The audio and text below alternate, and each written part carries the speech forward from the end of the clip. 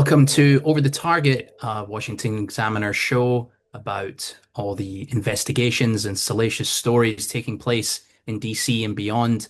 I'm Chris Irvin, the managing editor. I'm joined by Sarah Bedford, the investigations editor, and Kaylin Dees, our Department of Justice reporter.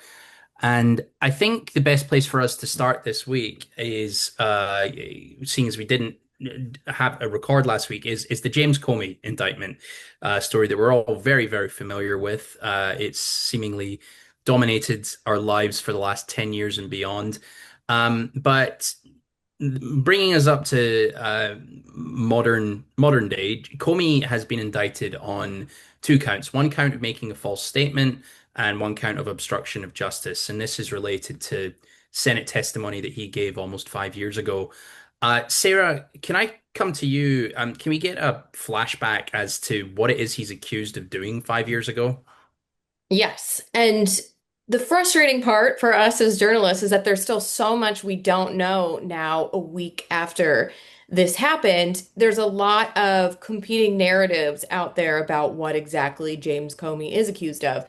But flashback to September 30th, 2020, James Comey is sitting before the Senate Judiciary Committee.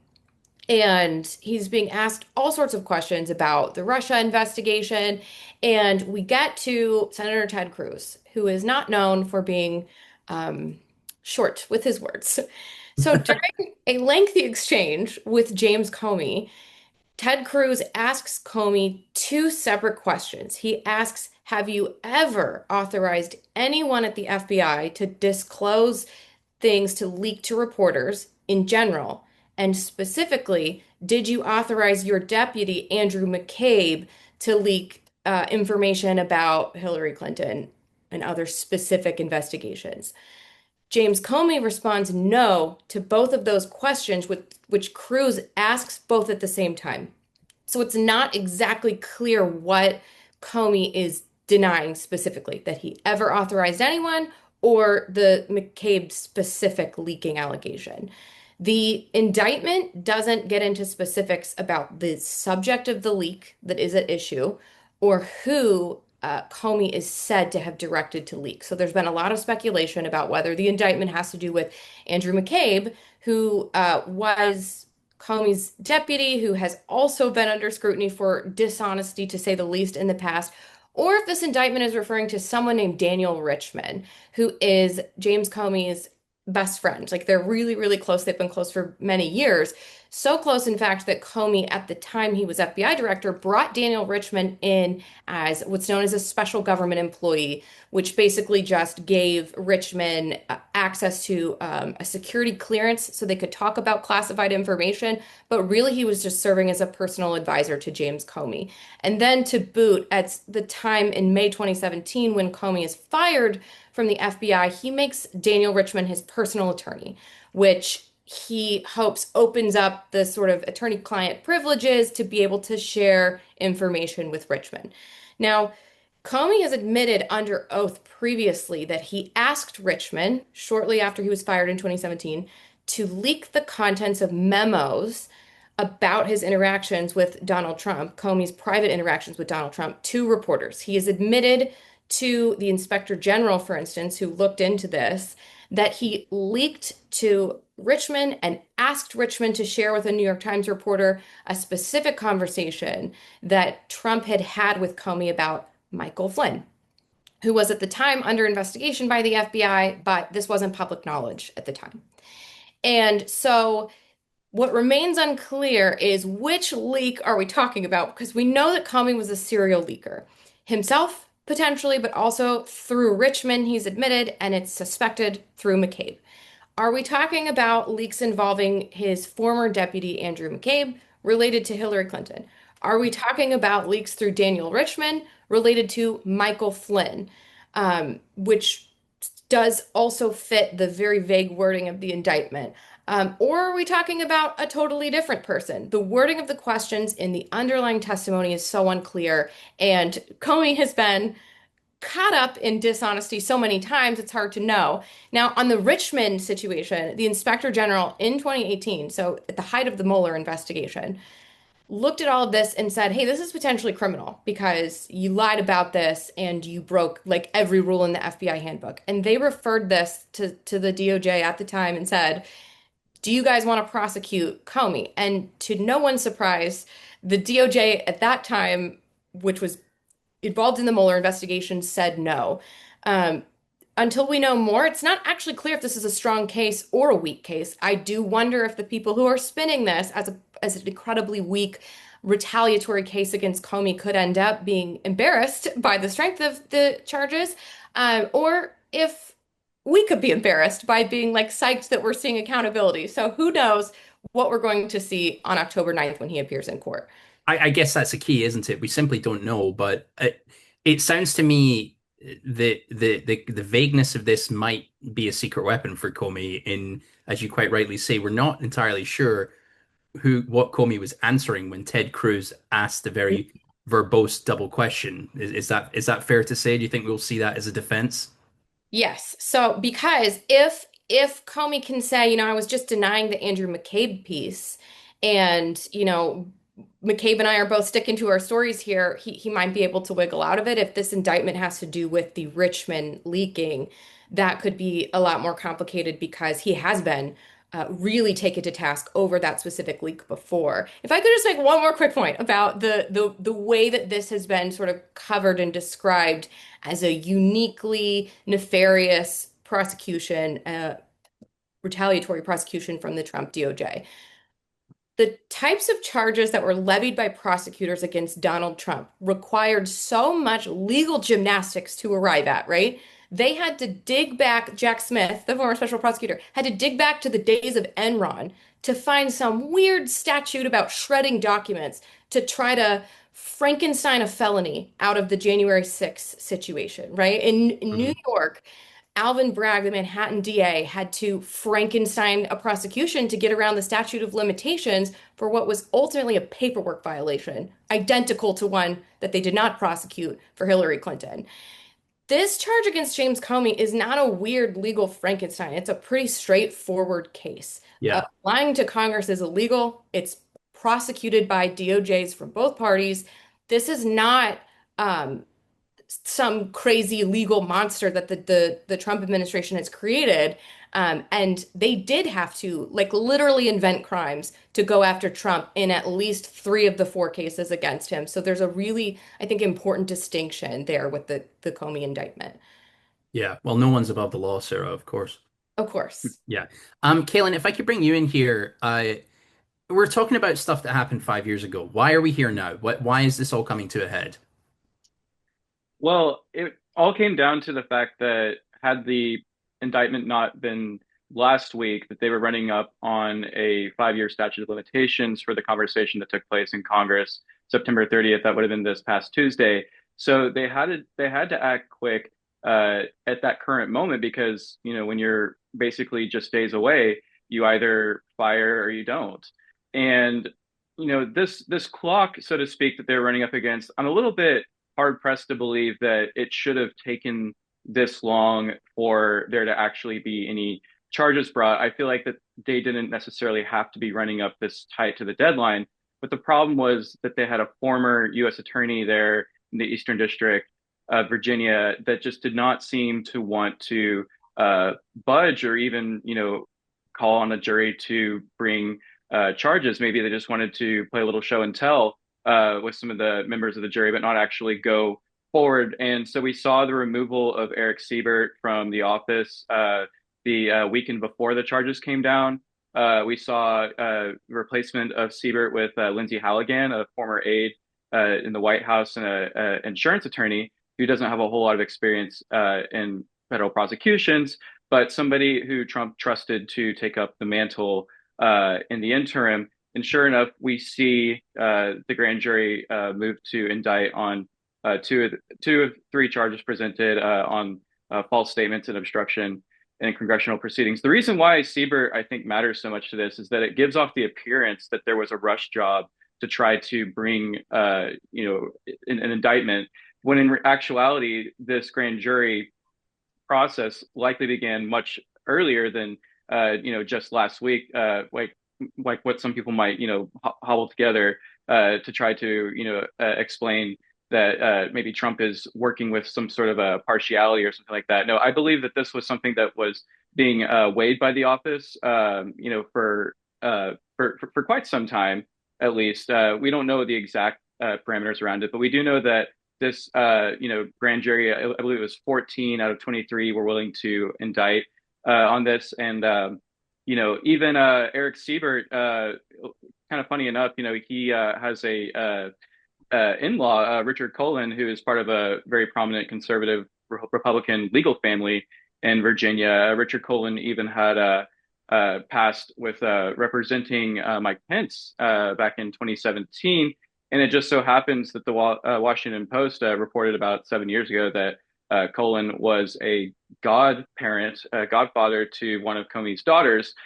So there was all kinds of problems, I think, that were happening with Siebert at the helm of this. And so while I think it does not necessarily give off a good, a PR appearance that it had to come 1 week before the statute of limitations came down, I don't think it was necessarily the fault of anyone except for maybe the person who had to be removed from that office.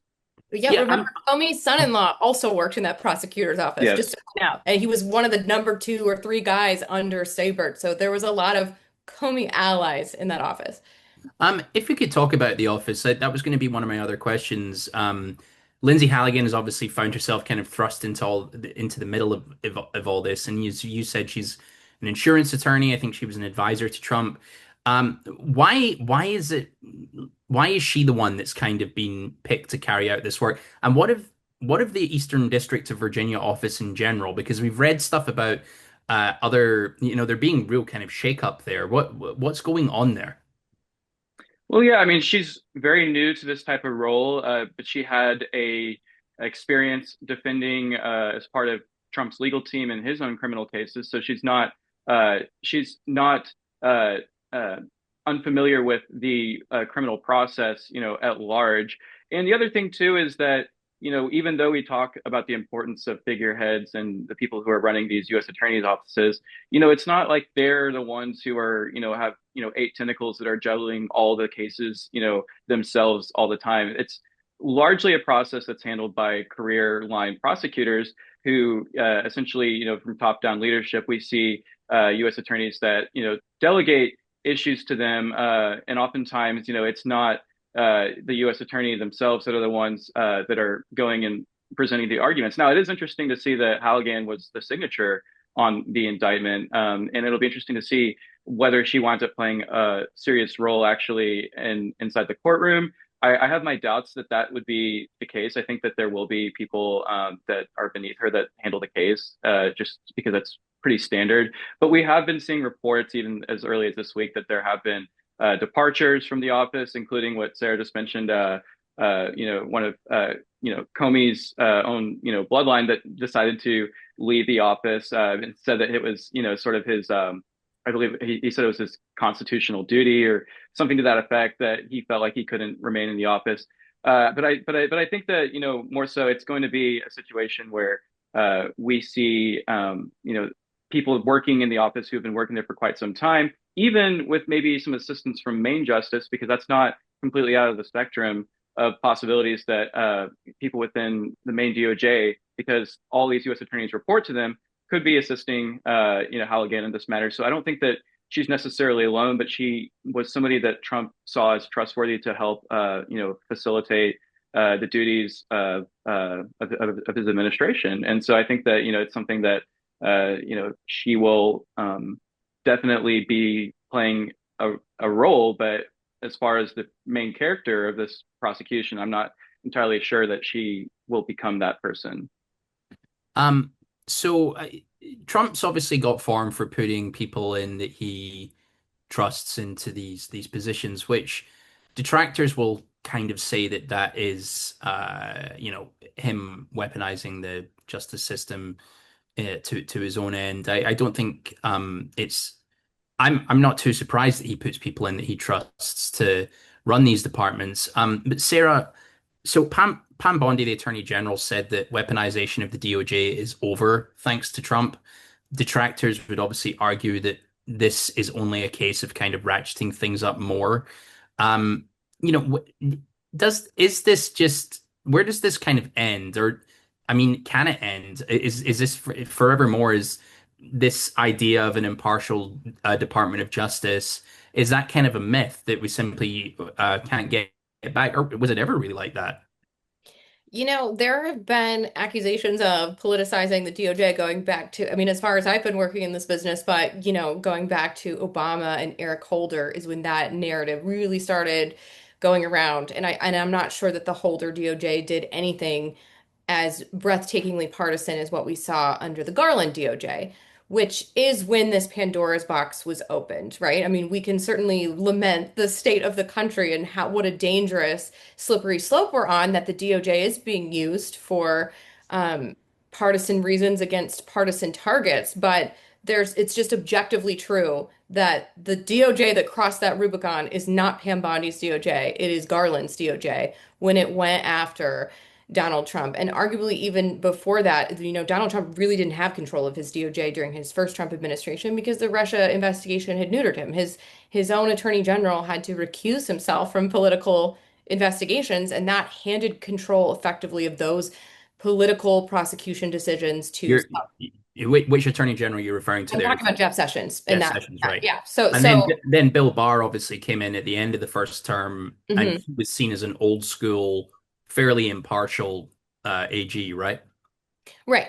Right. But by that point, the damage had been done. The Mueller investigation had been unleashed. Paul Manafort, Rick Gates, Roger Stone, all these people had already been prosecuted. Some of them had been sent to jail. So they had already inflicted a lot of pain to the Trump people at the DOJ by the time Barr got there. And that sort of disproportionate allocation of resources toward going after Trump and his inner circle relative to anything they were actually ever accused of doing continued for many years.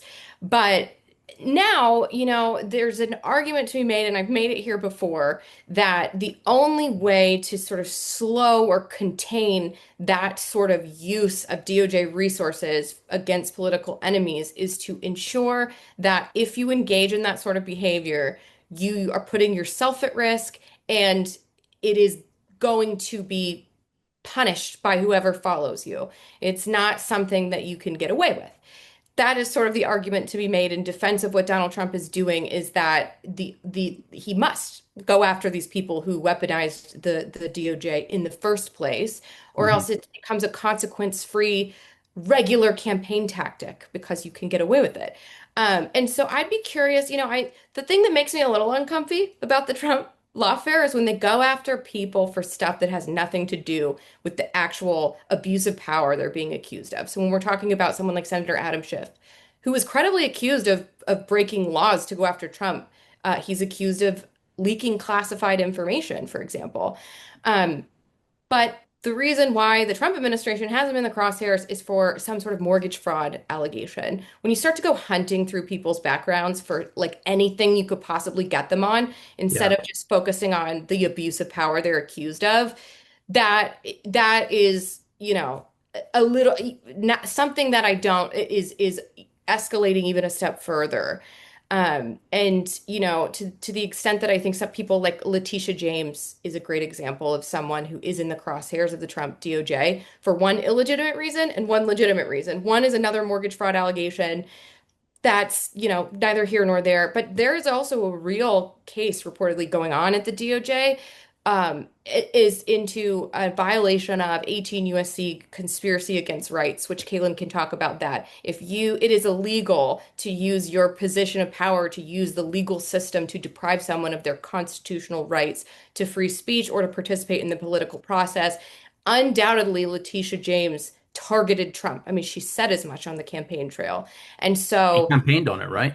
she did. Hmm. She Yeah. she was made no secret that her intention was to find any possible way to go after Trump, and she did with a civil fraud case that almost destroyed him financially. So if the DOJ can sort of set a precedent of successfully prosecuting a person for using the legal system against a political opponent in the way that it has been used against Donald Trump, that could do a lot to curb the problem that we're seeing. Just on the mortgage fraud stuff, I'm not that I'm saying it's right or wrong to go after them on it. I mean, if they have committed mortgage fraud, then they should certainly be held accountable. But isn't part of it because as you rightly point out, they were trying to kind of financially cripple Trump, among other things. Going after somebody on mortgage fraud is a means of doing that, right? Because it just grinds them up in the courts, and they have to spend a heck of a lot of money on legal fees. And is that not part of it? They maybe don't even care if they kind of get a conviction, but just the mental anguish of kind of going through a case like this is designed to kind of break their will. Well, I think it goes back to why is Trump doing this, right? Is you did it to me. You Hmm.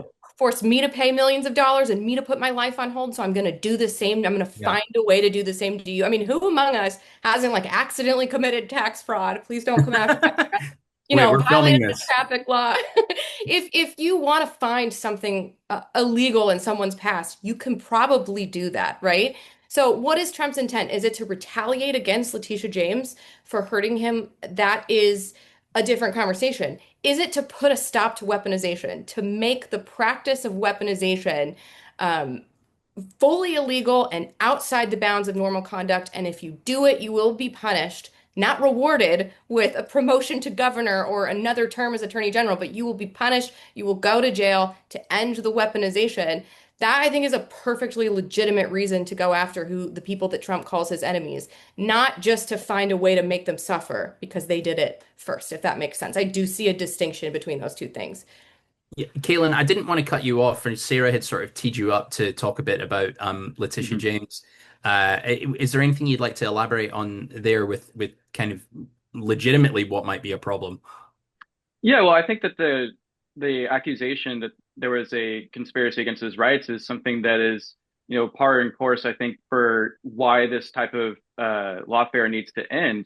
I mean, I think that whenever you see the fact that he went through a bench trial where a judge basically made the determinations himself on valuations of certain properties that he owned, and then you see an appeals court subsequently find that that amount that he was ordered to pay upwards of $500 million shouldn't stand, that the monetary penalty shouldn't stand. And now you're looking at, this is going to be appealed up to the state's highest court.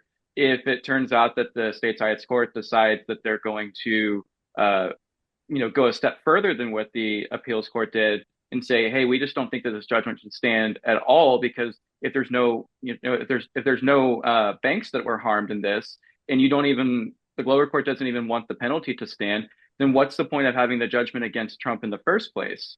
And that could set a serious precedent for the conspiracy against rights, because it would show that this entire case wasn't even necessary to begin with. The amount of anguish and turmoil that you put somebody through, let alone somebody who was having his reputation dragged through the mud on the campaign trail, which could have affected the way that people decide to cast their vote, I think is entirely a layup for that type of, sort of counter challenge, you could call it, to go against her for depriving or conspiring against somebody's rights. So I think it's something that the appeal process for that case that we were talking about, the business civil fraud case, that's something to pay attention to, as it eventually will resolve and it will have a final conclusion.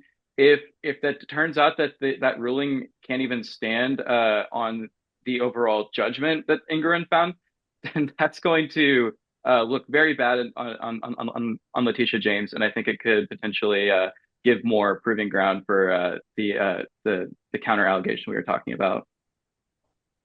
Just to go back a bit to talking about, what reasons is Trump doing this and going after, is he going after enemies because they did it to him, or are they holding people accountable? One of the things that has been talked about as a possible problem for the Comey case is Donald Trump's own comments. He has certainly not been shy when it comes to posting on Truth Social. He seems to get asked questions about it every single time he walks to Marine One. And he's not shy to give his opinion there. Kaylin, why could that potentially be an issue with this case before it even gets going? Well, the argument that many former prosecutors or legal experts that are talking on the airways about this right now is just the fact that it seems like whenever you are having a president that's calling out the former FBI director, wanting to see his case brought to a court, and then you have subsequent statements even, the moment that the indictment falls down, you have officials like FBI Director Kash Patel or Pam Bondi releasing statements that don't name the person who's facing an indictment, but simply sort of acknowledging what just happened. You sort of cobble together as a defendant a list of discovery items that you'd like to introduce to have your case dismissed. And you can point out that this is something that was essentially, maybe from Comey's point of view, he might say that this was uh, the public has been given too much, biased extrajudicial statements about Comey, even from somebody like the president, where it can warp or distort how a jury might perceive the case even going in, because you're going to have to do a lot of questioning about this, jury if they were privy to some of the president's remarks about Comey. That will definitely be, something that the prosecutors and the defense consider when they're if they get to a part where they're finally selecting the jury. And also, there could be even people that aren't just have to say I can't weigh in on this trial because I have too many preconceptions about whether I believe Comey is innocent or I believe he's inherently guilty. It's going to look a lot like the selection process for the Trump trial. But we saw the president himself made a number of selective prosecution arguments. Many of them were predicated on the fact that there were statements that President Joe Biden was making about Donald Trump, sort of painting him as this salacious figure on the campaign trail. Now, Biden wasn't as overt about it. I agree with people on that issue. But the other part of it, too, is the fact that he was running for president again, and that was Biden's primary opponent. I mean, is it not the fact that you have sort of, two federal cases against the front runner for the Republican ticket? Is that not enough to look like you're trying to essentially eliminate the competition? I think that was sort of the argument that Trump's case was making whenever he was telling that to Judge Chuck Cannon and even to the judge down there in Florida, Eileen Cannon. Ultimately, he was not given that benefit to dismiss the case outright on selective and vindictive prosecution claims. The bar for that is actually very high. There's a Supreme Court precedent dating back, I think, to like the late 90s that essentially makes the bar for selective prosecution very tall in order to get across. I think that where legal experts think about this is that there's so many comments that Trump has made about Comey, and not just this year, but in years past, that will look like he was doing this just to sort of get back or exact revenge or something. I think that that's what many pessimistic arguments are pointing out there. But I just think that whenever you have something as simple as did he lie in this statement to Congress? We've seen even Trump allies, people who were former Trump allies, Michael Cohen and Roger Stone, have to go to trial over false statements. And I think that because there's a precedent, for them to have to, go through that type of trial, I don't see why it's unreasonable to say, why don't we just let a jury met this out and decide once and for all whether people believe he lied or didn't lie, because it takes a unanimous jury. And so it's not just, as simple as the fact that this gets to a trial that it's going to be cut and dry. It could be one person on that jury that decides that Comey's innocent, and it could derail the whole process. So I think that's something to keep in mind. One final question on this case. Um, the Trump has indicated that there might be other people who may be finding their day in court soon. One name that's been floated around is Christopher Wray, who himself is a former FBI director. He came after Comey. Sarah, why would Wray be in the crosshairs here? And are there any kind of other names that we should keep an eye on? To the extent that Ray has any legal exposure, and it's not clear that he does, you would probably be looking at a similar case as the one to Comey. Ray talked a lot about a lot of different sensitive subjects in front of Congress, and many Republican members of Congress accused Ray of not being truthful about things that were going on at the FBI. Ray was immediately succeeded Comey, and there was a lot of hope. I mean, Trump appointed him. There was a lot of hope that Ray was going to change the culture of an FBI that had clearly become quite partisan, as evidenced by the clearly very disparate treatment that Hillary Clinton and Donald Trump received at the same time during an election season. Um, there was an enormous amount of misconduct, even criminal misconduct, that occurred at the FBI under Comey's leadership. Kevin Kleinsmith was taken to trial for lying to a FISA court to try to get an unsupported surveillance warrant for Carter Page. So a lot of nonsense went on under Comey. There was a lot of hope that Wray was going to clean up that culture, and not only did he not clean it up, but it appears that it only got worse at the FBI under Wray's leadership. That being said, criminally, there's been very little credible allegations levied against race specifically, whereas when you're talking about someone like John Brennan or James Clapper or James Comey, there are pretty legitimate, well-backed accusations that clearly immoral and probably illegal behavior occurred on their watch. So as far as Ray goes, obviously someone who deserves the criticism. I'll be interested to see, though, if anything moves on the criminal front. Okay, well, look, I think we've spent enough time on James Comey for 1 week at least. There's just one other story that I want to bring up before I'm going to let both of you go today. It's been my personal favorite story of the week. I think it's absolutely fascinating, and Kaylin, you did some reporting on it. But for those who don't know, last Friday, I believe, the superintendent of the Des Moines Public Schools in Iowa, a man called Ian Roberts, was detained by ICE. It turns out that he, in fact, was actually an illegal immigrant. Kaylin, you did a bit of a kind of deep dive on this case. What on earth has happened here?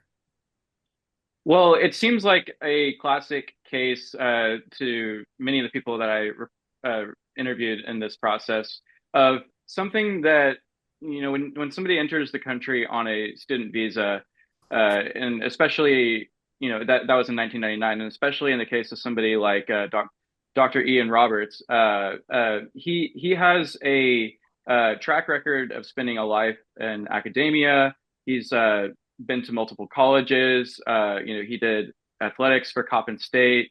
He went to Georgetown, I think, as recent as 2014.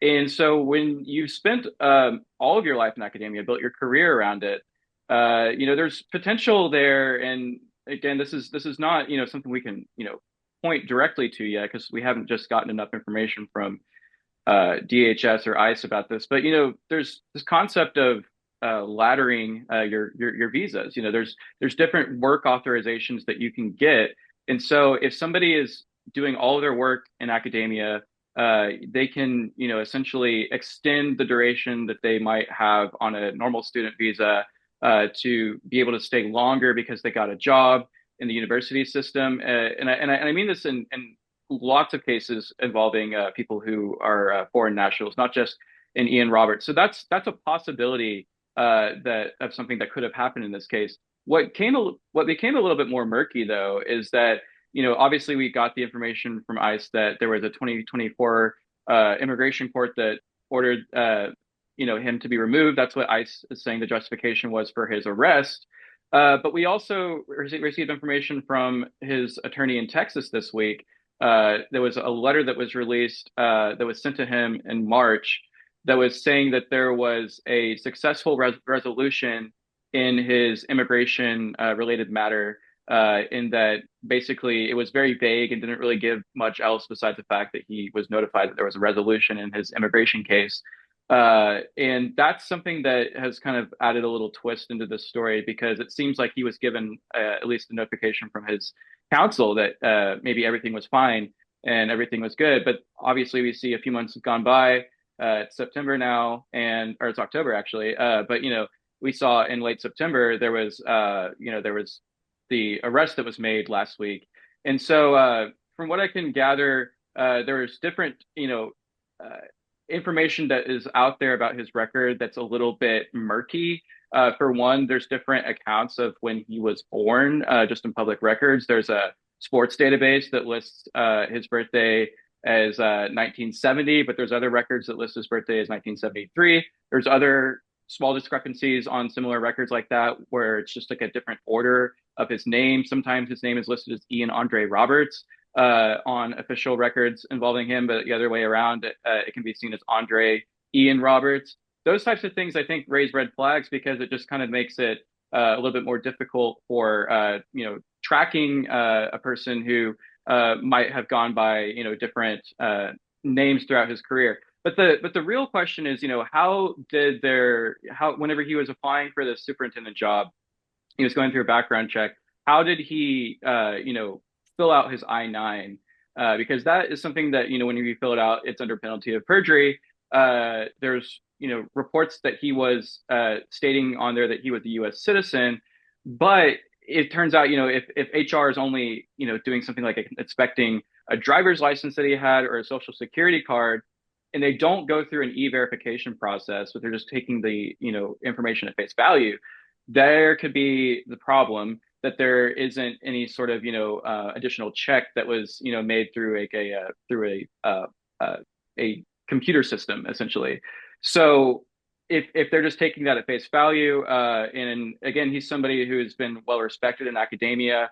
All the people in his surroundings were very surprised by this happening. So he doesn't seem to strike people as somebody that would have lied about his status as a non-citizen. So it just seems like it's something that a case where he slipped through the cracks. And I think that that's an even bigger indictment on our systems and how they work. Because if people are able to do this like him, who else is also not here legally and potentially just living a life that isn't exactly quite what it seems. Yeah, I think it's probably a story for another day, but really the kind of overall broad picture on the as you say, either slipping through the cracks or just knowing where the pressure points are in the system, the immigration system, to abuse it and to kind of go undetected for what seems like years and years is really quite fascinating. But I'm